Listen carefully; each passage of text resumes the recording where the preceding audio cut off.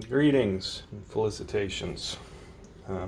So I'm going to try and make videos much shorter and more frequently. I don't know whether the shorter part will work that well once I get talking. Sometimes I don't shut up. But again, instead of trying to say something dramatic, just kind of, whenever I do a little bit with the hobby, what am I doing? So what I'm going to work on today is a bifilar coil. So first off, what is meant by a bifilar coil? It's when you take these two strands, run them in parallel, and wind them as a single coil. And I've been trying to figure out what scaffolding I'm going to use. I'm just going to use this. I mean, it's a little more flat than I would like, but I think it'll be good. And so why am I doing that? So the game that I've been playing here for the past month or so is called Let's Improve the Q Factor. And the Q Factor is how undamped the oscillations are in a LC tank circuit between your cap and your coil. And so well, maybe this won't be such a short video, but just to recap, real quickly. So what are the things that affect Q Factor? And for the most part, there's just three big ones, and then maybe there's some others like temperature and things like that which come into play but are not so dramatic. And so the three big ones are kind of obvious: the inductance of the coil, and the inductance of the coil cap system, the capacitance of the coil and cap, and the resistance. And of the three, the resistance has the largest effect. So as I was thinking about that, then I remembered, they have these elements which exhibit negative resistance, and there's a whole slew of them. They don't follow Ohm's law, and so I was very excited in the last video just looking at a textbook where I saw, do they really mean like negative resistance, like it would be negative resistance changing the behavior of an LC tank circuit? And yeah, the gentleman made it very clear that when you have these negative resistance, you can get a self-sustaining oscillation. I've since found a second, just sitting there on the internet, of someone talking about negative resistance oscillators and that they can be self-sustaining.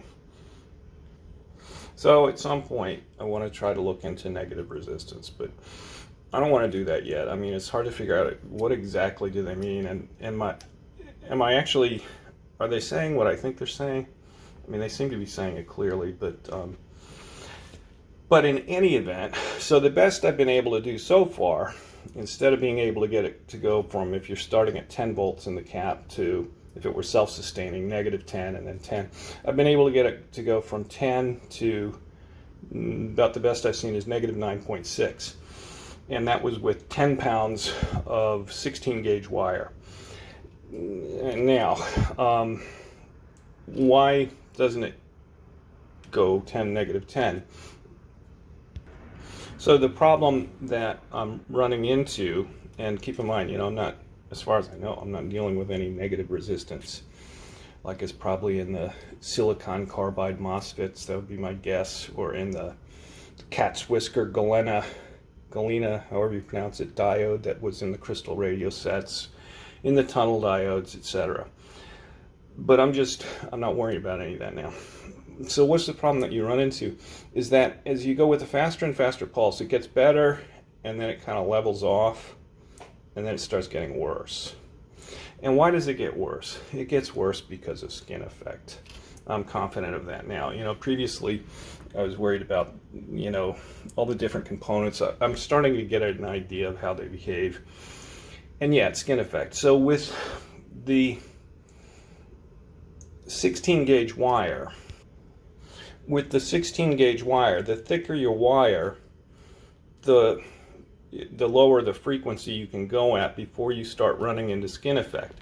Now, there would be ways around that with thick wire. So for instance, you could have winds that you have one wind and then a space between that and the second wind, and then a space between that and the third wind.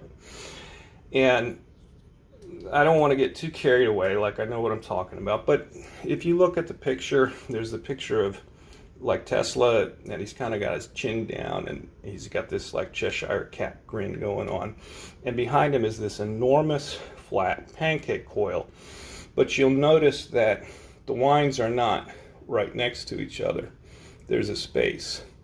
So what happens with skin effect, and it deserves its own video, but it's the same thing that's going on with the reactance of the coil, except this time it's pushing the current to the outside of the wire. So as the current switches back and forth faster and faster and faster from positive to negative, that phenomena becomes more and more pronounced until you start to push the current out and there's like no current flowing in the center of the wire. And that's why with the thicker wire, you see that earlier on. With thinner wire, you can go faster. So, well, let's just use thinner wire. Now, you can do that. The problem that I see with that is that to get a similar sort of inductance with thinner wire, you have more resistance because it's thinner wire. And recall, resistance has a real big effect on Q factor. So what do you do then? Well, then you could take two thin wires and put them in parallel, a bifilar coil. And if you followed that thinking along, you could have like 10 wires, and then you would want to twist the wires so that part of them are in the interior part of the time, and then the exterior, and then the interior. And that's called Litz wire, twisted strand wire. And that mitigates the skin effect.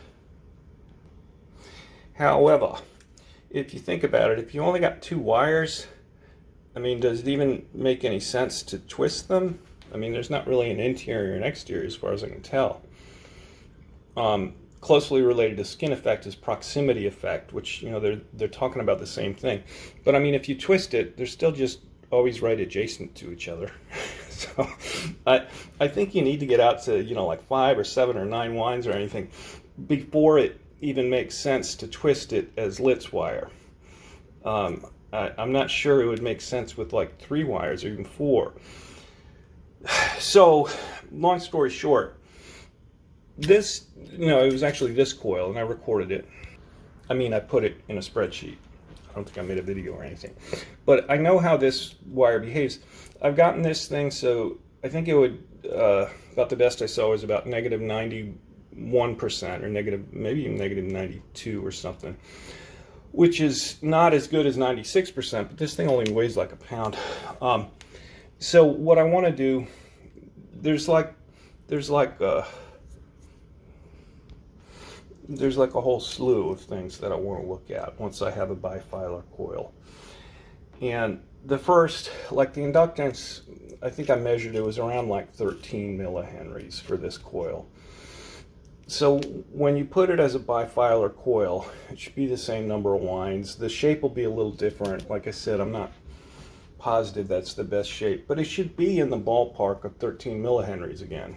You know, if it's 12 or, I mean, like even 10 or 11, just because of the different shape, I'd say, okay, you're not really losing anything. But if suddenly it comes out as like 8 or something like that, then you start to think, well, maybe something happens with inductance when you do a bifilar coil. Or who knows, maybe it'll be like 16. I mean, it could get better, but I just want to make sure it doesn't get worse. And, you know, per the textbooks, well, let's scratch that. I have no idea what the textbooks say. But I would think that when you put the two in, well, I mean, I kind of do, because you know, this isn't at all a new idea. If you look at like the people making crystal radio sets, they, you know, using Litz wire for a high Q coil. So people do this, but I just want to make sure I kind of understand the behavior. So first of all, is that the inductance should stay about the same, and the resistance, straight line DC resistance, because there's two of them, should become half. And because of that, you should now be able to go as fast as this coil when they're both wound together, nearly as fast, because skin effect will come in. So that's another question, is like, you know, does the, or proximity effect, I should say. Is this going to behave similar to Litz wire? And even if it were Litz wire, I mean, does it mitigate things 20% or 99%? So I don't really know. So this is 22 gauge wire, I think. It might be 24. I think it's 22. And again, in the spreadsheet, I saw how fast this could go before it started running a little bit in skin effect. So I want to make sure that it can go just about as fast. And so in other words, this should do better. I'm kind of hoping that this 2 pounds will be like above 95% back, because before I start spending, you know, $100 or hundreds of dollars on magnet wire, I want to figure out what gauge I want to use, and I want to figure out, oh, do I have to actually make Litz wire? They make that stuff so expensive just to buy, so you want to home brew the Litz wire. But you know, if I could get away with like a quadrifilar winding without bothering to twist it, it'd be a lot easier. But there are other things that can be done. And so once you have it as bifilar, you can set it up in parallel, and it should have a higher Q factor. If it has a higher Q factor, it should be better shooting the radiant out, you know, to another cap if you want to set it up that way.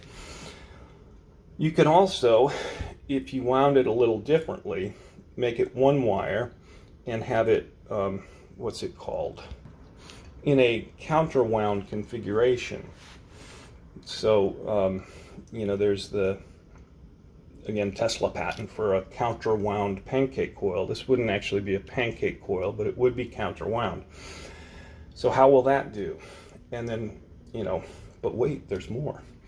The third thing you could do is, if you, instead of hooking it up counter wound, you could hook it up where the two magnetic fields in each of the lines are opposing and cancel each other out.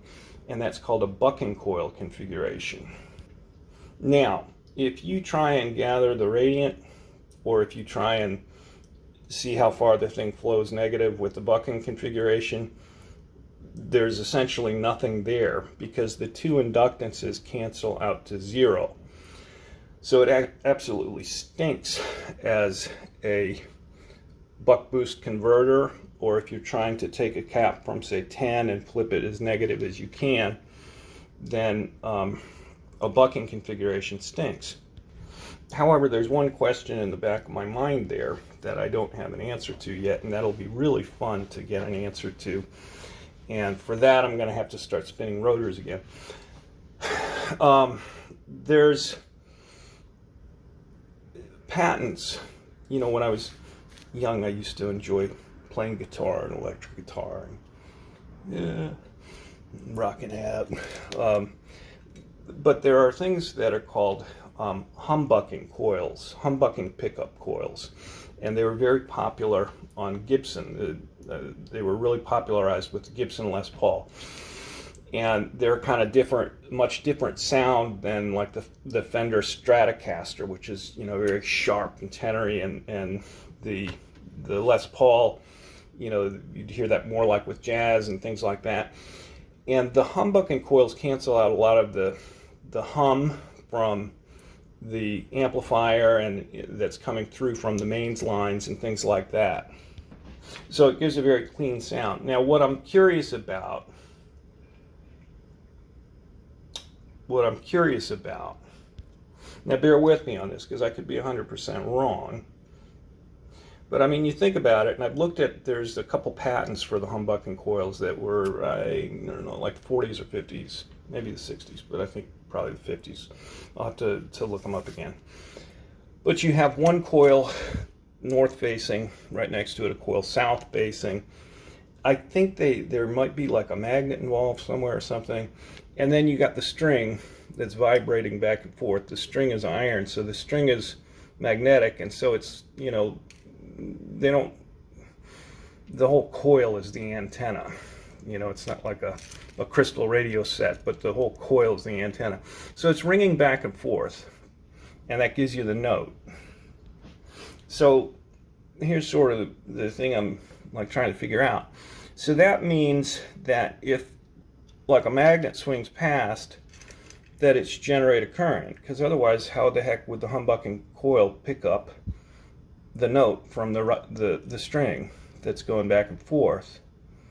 So that means that it can pick up, it's called a pickup. It can serve as a pickup coil, a generator coil. If it's serving as a generator coil, but the total inductance cancels out to 0, what does that mean for lens effect if you have it as a pickup coil next to a spinning rotor? See where I'm going there? So I don't know the answer to that, and that'll be really fun to figure out. So there are lots of reasons to do a bifilar coil, and so rather than me talking more in brief videos, what I'm going to do now is just take a half hour and wind this as a bifilar coil, I guess on this scaffolding. The darn 3D printer is the nozzle seems to be clogged. I have to figure out what's going on. So I could print a different scaffold, but this will work fine. So those are the things I want to be working on going forward. One last thing, and then I will just start winding this, and then I think I'll wrap up the video.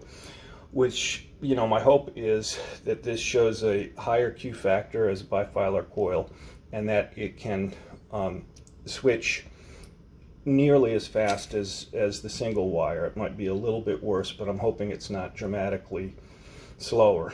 So, and it shouldn't be. So that, but the last thing I want to say in terms of just talking is, you know, I want to make a pancake coil. They're such a pain to wind, so that's why, you know, like with this, I could make this like half the size, but to actually get single windings, and you know, like when I first started this, I thought, well, okay, I understand that it's the interaction between the different wires that's slowing down the collapse of the coil. You want a fast collapse of the coil. My first thought was just a single layer, you know, real tall coil, like you see on the secondary of a what do they call them? The secondary of a Tesla coil. But that didn't work. And, you know, then it like occurred to me, well, of course, because of the right hand rule, all of your magnetic field is going this way and this way for the most part. And so if you just line up a single line like this, that doesn't really help you. And so you see, like what Tesla ended up doing was, instead of a single wind that direction, he made it a single wind that was perfectly flat. But that's really hard to wind, you know, I mean, just being practical. But what I realized is, since I have the 3D printer, you could make a cone. So you could make a cone-shaped coil, and that would nearly give you the same thing, and would be a heck of a lot easier to wind. Now, you know, between the first wind and the second wind, they wouldn't be entirely separated. You know, they'd be maybe like that, but the first wind isn't going to see the third wind or the fourth wind, and so it would nearly be a pancake coil. And then I could also do a bifilar cone-shaped coil. I have a hunch that would work really well, but that's for later. So I'm gonna do some winding and then put it on the test bed, and that's this video. Okay, so here we now have a bifilar coil, 2 wires, and so there's a lot of things we can do with it, right there. The first thing is we can hook them up, the 2 wires, in parallel. You know, what should happen then? The induction should stay the same, and the resistance should be 1/2. Now, when I did this previously with one set of wire, the induction was I think 13.4 millihenries, and then with the 2 wires it was 11. But within the confines of how the coil shape is changing, I'm prepared to say that there's not a difference. I don't think it's a wire-to-wire interaction. I think the coil is just becoming more flat, and you could get it back to 13.4, but you do have some space now. Well, I don't know, forget I said that. I mean, it's a bigger coil too, is what I'm getting at, so that might also factor in. So I'll just show you that real quick. And the last thing I'd mention is I added maybe another 1/4 pound of wire, 2 wires, because at 13.5 it was already pretty fast, the coil. And so I wanted to at least not make it even faster with it being at 11. So I added a little more wire. And again, when you have a low resistance system, the speed of your cap discharge is dictated entirely by the reactance of the coil. So it's the inductance, not the straight line DC resistance, that's determining how fast the cap discharges. So turn on. We have 14.22 right around there. 14.24 millihenries, as opposed to before we had 13.46, and 5.9 ohms of resistance. Now the best I got here, I know this is just a mess, but the best I got here was the 2.2. We were 84% back, and then I'm thinking I was saying that I got to like 93.5% back, and this was with the 1 wire. And then we have the 2 wires. So I don't have these on the same spreadsheet. Well, actually, before I go there, so here's just the resistance. It's 3.6 ohms. And so we went 5.9. You should think, well, it should be 3 or 2.9 or something like that. But remember, I added some wire. So there's nothing hinky going on with either the resistance or the inductance. Although you may lose some inductance just because the coil becomes bigger or something, but it might have just been happenstance in terms of the coil shape changing with the more wire. I mean, it might have been able to do better if it had been a different coil shape. So that was the 1 wire, and as I've been saying, the important thing is the discharge time, or you call it the resonant frequency, over the tau time of the coil, in terms of how good the Q factor is. And so this was with the 1 wire, and see, I can go all the way down with this 22 gauge to where it's discharging in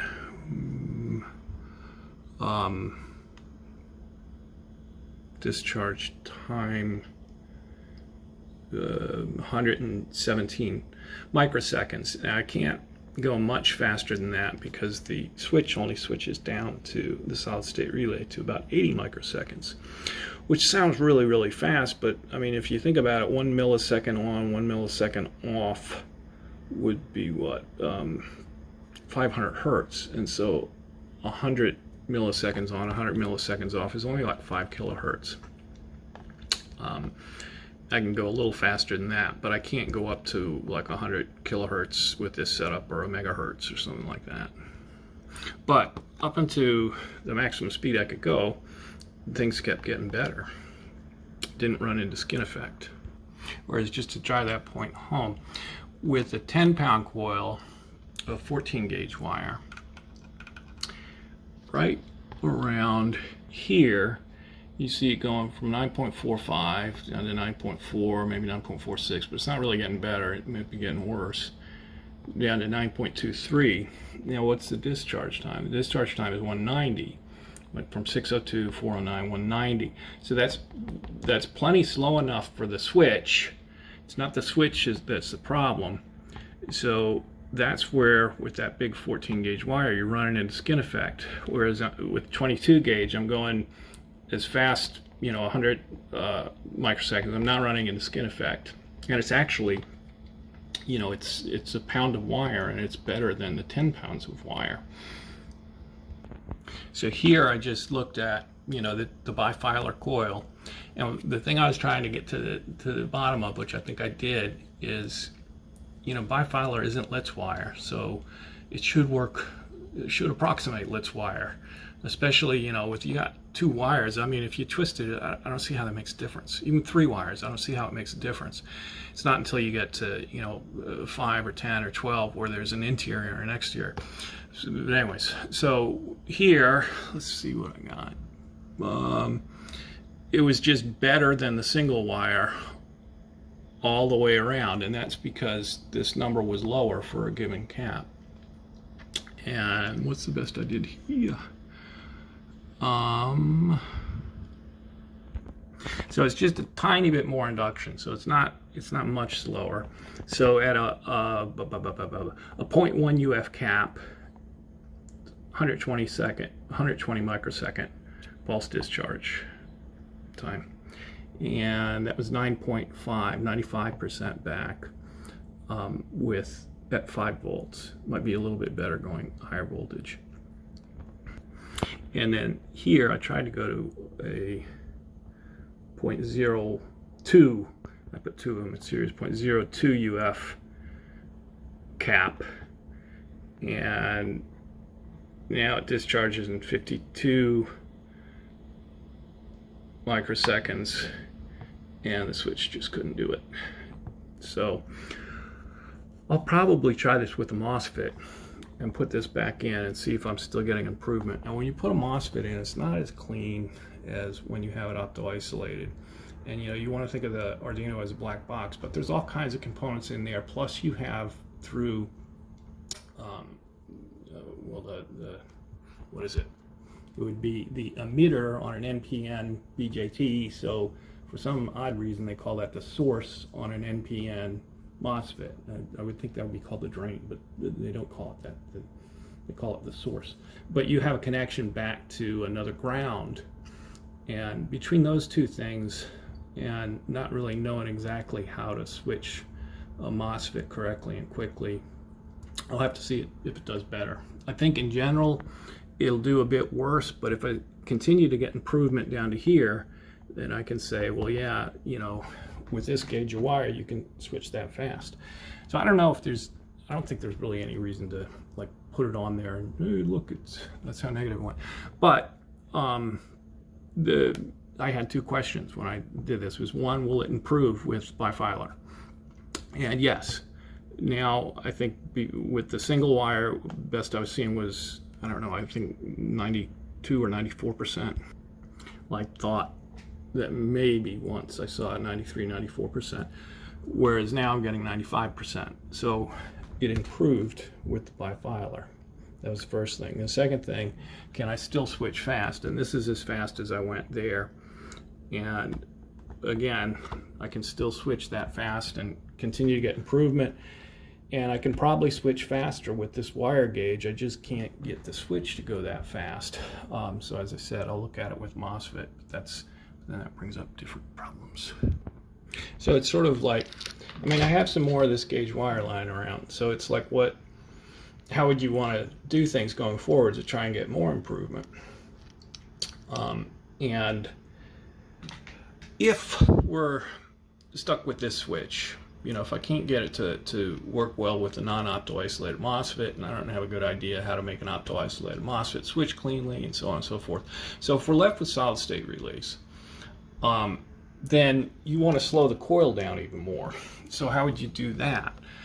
So you would add inductance. So if we go back, where is it?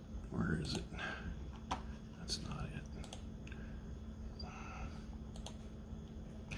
This 14.25.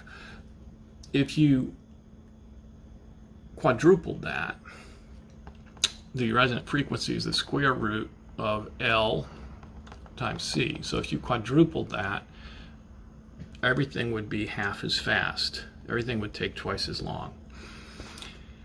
And so you would need about twice as much wire to quadruple it. But then you're also going to double your resistance. And so that's not going to help you with this. So you want to add more wire, and you want to make it a trifilar coil. So that'll be another question then to look at. And I might not even, like quadruple this, but I can slow it down so that, this becomes like 70 or something. But, maybe I could get to 0.04 and then see if I can still improve this past 95%. So that's one thing I'm going to do. I'm not going to do that immediately. While we have this isn't the only thing you can do with Bifilar Coil, is it? No, it's not. So what if you took the end of one of the wires and connected it back to the beginning of the other wire? Now you have a counterwound coil, like the counterwound pancake coil that's been patented.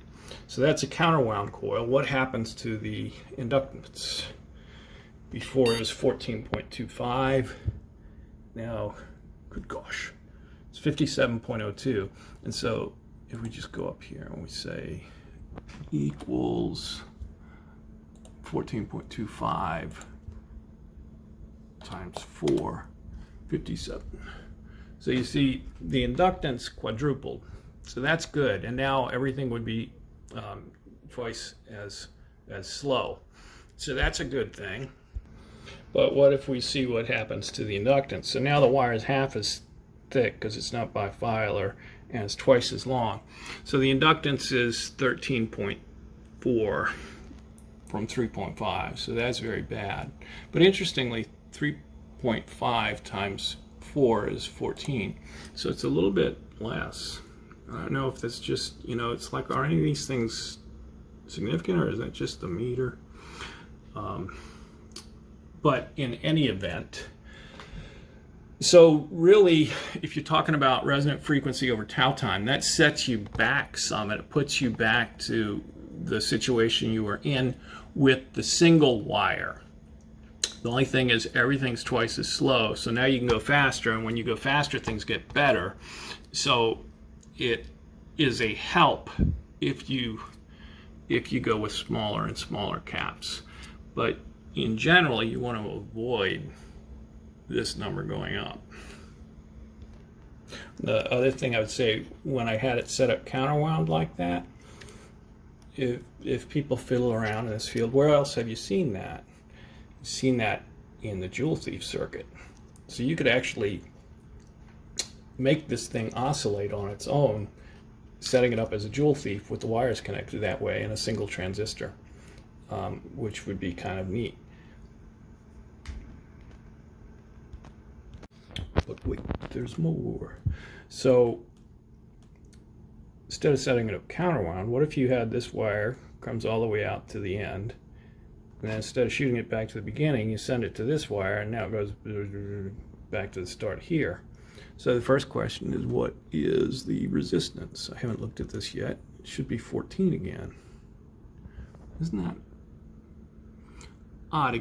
Or this is what we measured both times, 13.4, but the calculator would be 14. So I bet you this was, it would have drifted to like, it was probably like 3.4, but it just measured wrong. So I don't think that's anything. So the resistance is that. What's the inductance of the bucking coil?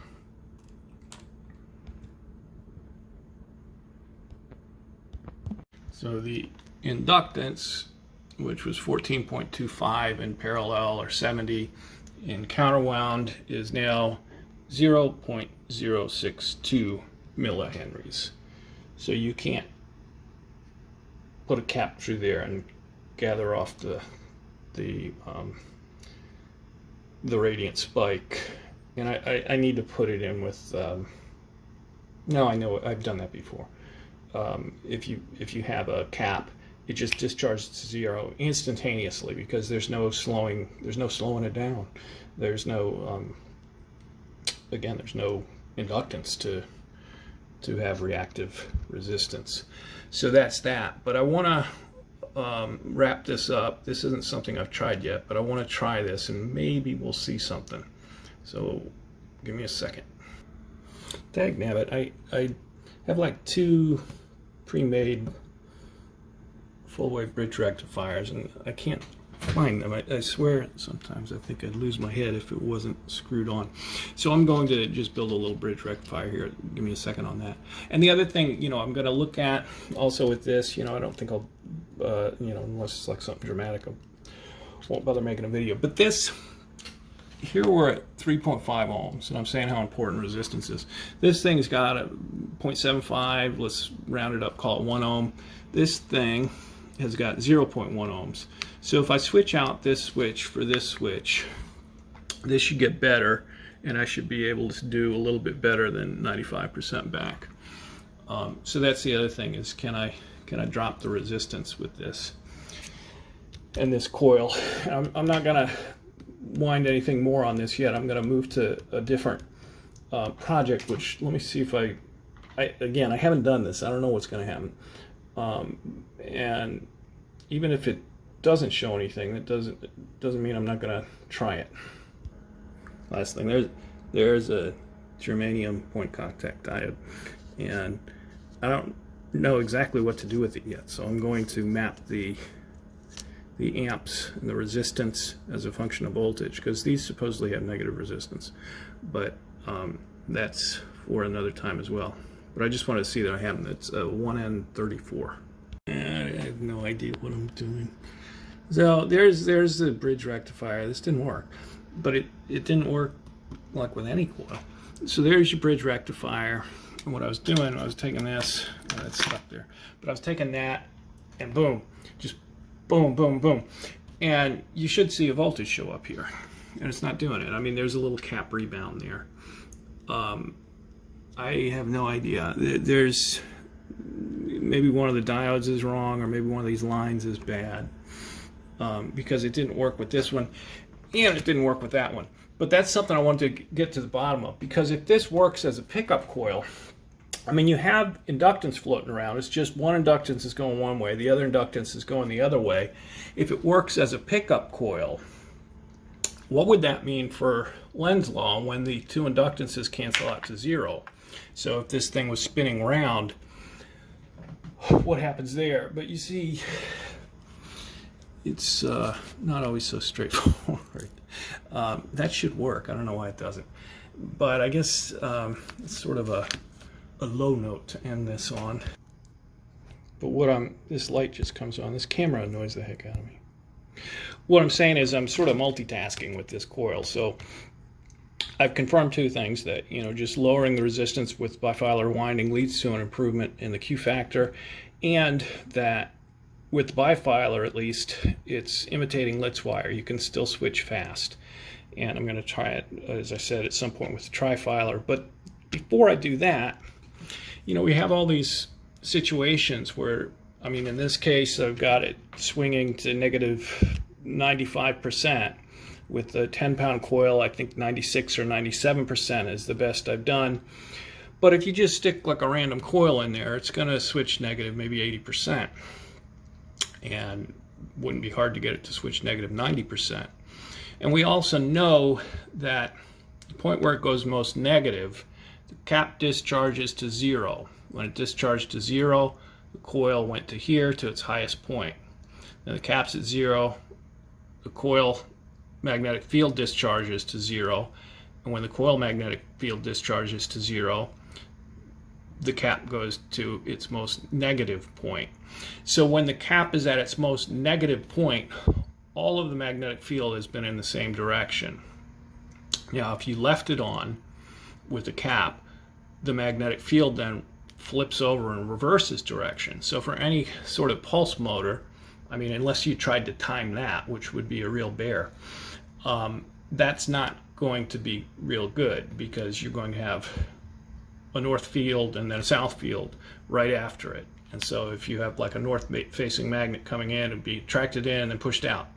You don't want that. But if you cut it off at the most negative point, all of the field went boom up to there, and then it's getting weaker, but it's still in the same direction. And then it's at zero, and that's when your cap is most negative. So you should be able to shut it off there with a pulse motor and get back 80, 90, 95% of your input power. And so I'm not going to do that with this coil. I'm probably going to do it with like this coil, which, maybe you'll get back like 80%. This will actually draw, I think, a fair number of amps, because it's fairly thick wire and it won't have a tremendous amount of induction. But I got no problem with that, because I want to actually be able to see what's going on. So, I'd rather it be drawing 100 milliamps than like 5 milliamps, because I want to be able to see what's going on. So to do that, I'm going to actually have to start spinning things again.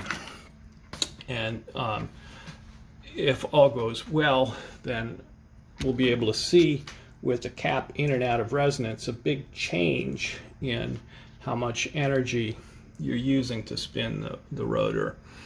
And that's just a regularly oriented bipolar commutated thing. I mean, I'm not even worrying about like a window motor setup or a zero force motor setup. And then once I have this thing spinning, then I'll see with this thing in a counterwound setup, does it pick up anything? And the reason I'm confused, and I don't know if I'm confused, maybe I've got it, but you have the Gibson humbucking pickup coils. They pick up the string vibration. So if they're picking up the string vibration, then they're rectifying the changing magnetic field from the string. So it should work as a pickup coil, but then if it works as a pickup coil and there's no net